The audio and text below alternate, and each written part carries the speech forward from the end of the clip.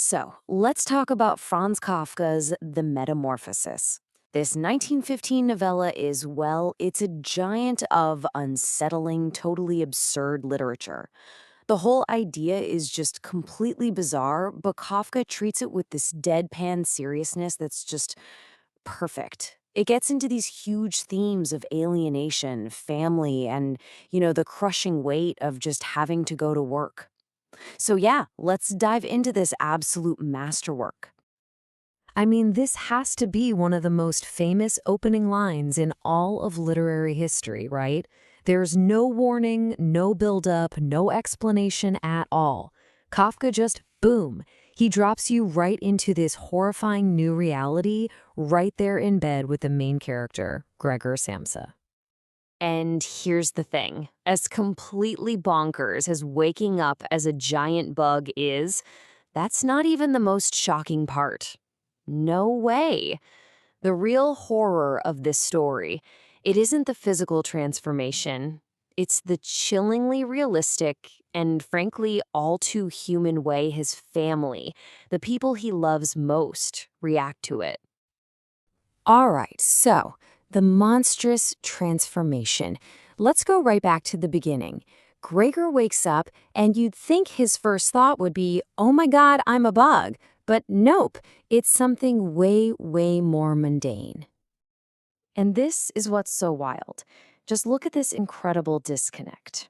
On one side, you've got the horrifying new reality of his body. I mean, an armor-hard back, all these helpless, wriggling legs. But on the other side, his mind is still completely trapped in his everyday human worries.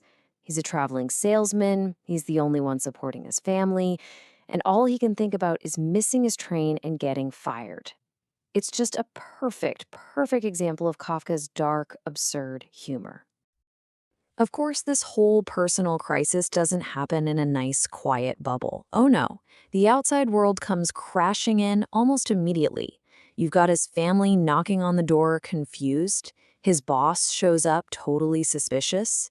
They can't understand his new voice. It's described as an animal's voice, and all that confusion just turns right into impatience and suspicion.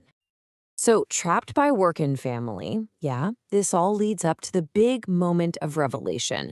After this huge, monumental struggle with his new, clumsy body, Gregor finally manages to get that door open and reveals himself to his family and his boss for the very first time.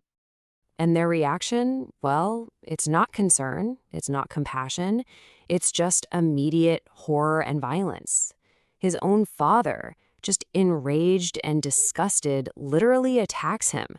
He chases Gregor back into his room and just starts pelting him with apples. Think about that for a second. His first real wound as a bug doesn't come from the world. It comes from his own dad. And one of those apples actually gets lodged in his back. It stays there, in his shell, just rotting for the rest of the story. And nobody helps him take it out. It's this permanent physical symbol of his family's rejection. It's literally the beginning of his slow decay. Okay, so let's move into the next phase, the slow betrayal, because this is where things get even darker.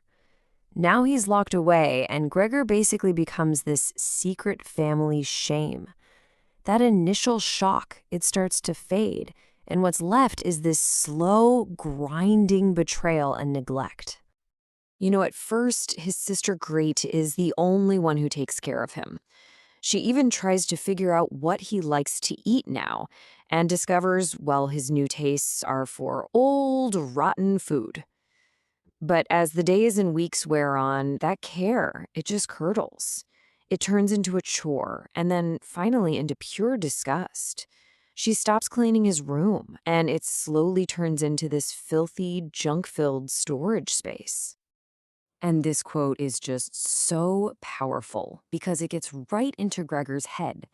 As his family starts stripping his room of all the furniture, his last real connection to his human life, he has this moment of complete panic. He knows that if he loses his surroundings, he's going to lose himself. He'll forget the person he used to be. So with Gregor not working, the money problems start piling up.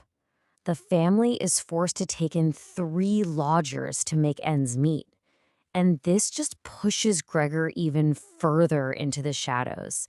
I mean, his very existence now has to be completely hidden from these strangers. It really solidifies his status as, well, basically a non-person in his own home. All right, this is it, the breaking point. Everything we've seen so far has been building to the story's absolutely devastating emotional climax. This is Gregor's one last, desperate attempt to connect with the human world he's lost. So here's the scene. One evening, his sister, Gret, is playing her violin for the lodgers, and the sound of that music, it's this pure expression of human art, of beauty. And Gregor, even in his new form, can still feel it, maybe even more deeply than ever. And that beautiful sound, it lures him out of the darkness. And in this moment, he isn't a bug. He's something else. He's having this profound, almost spiritual experience. The music feels like the very thing his soul has been starving for. It's this tiny flicker of hope, this deep, deep desire to be seen, to be understood by his sister one more time. But, of course, the lodgers see him, and all hell breaks loose. And in the chaos that follows, his sister, Gret, the one person who showed him any kindness, delivers the final killing blow. She doesn't call him Gregor, she calls him it, a monster. She says, we must try to get rid of it. And that's it. That's the moment his very last human connection is just severed. And after that ultimate rejection, the story moves very quickly to its tragic end. Gregor gets the message, loud and clear.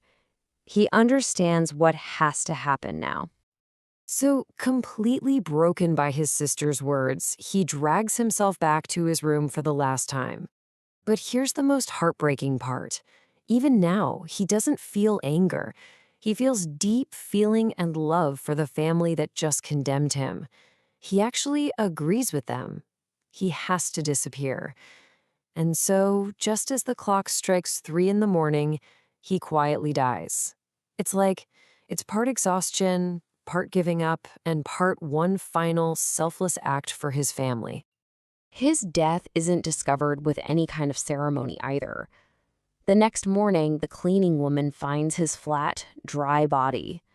She actually pokes it with a broom and then just announces to the family that it's gone. What a final, awful indignity. And his father's reaction? His father says, well, now we can give thanks to God. Not sorrow, just relief. The burden, the shame, it's finally lifted. It has to be one of the most chilling lines you'll ever read. So, we come to the last section, the riddle of metamorphosis. Because, believe it or not, the story doesn't actually end with Gregor's death. The aftermath is what raises the most unsettling questions of all, and it reveals the story's true final transformation. Yeah, with Gregor gone, it's like the family is reborn. They immediately kick out the lodgers. They decide to take the day off work and go for a stroll in the country. They start making plans to move. For the first time in the whole story, really, they're looking to the future and they realize their prospects are not at all bad. It's unbelievable. Gregor's death is their liberation. And the book ends with this final, haunting image. Greta, his sister, stands up and stretches her young body. And her parents look at her and realize she's blossomed into a young woman, and it's time to find her a good husband. So it leaves us, the reader, with this ultimate, unsettling question. Gregor's body changed into a monster's bug, for sure. But who in this story really underwent the most monstrous metamorphosis?